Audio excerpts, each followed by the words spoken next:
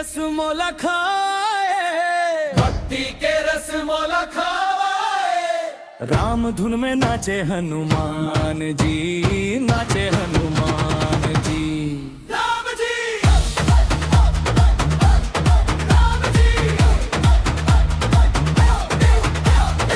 राम के सिवा तोर कोई नहीं आगे, संकट मोचन नाम है जागे।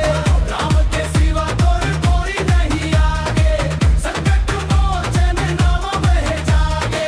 शरण में तोर जो भी आवे, शरण में तोर जो भी आवे, अगर सब दुख दूर हो जावे, दूर हो जावे।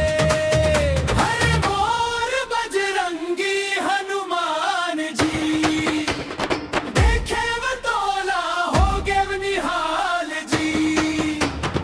भक्ति के रस मोला खाए, भक्ति के रस मोला खाए। राम धुन में नाचे हनुमान जी, नाचे हनुमान जी।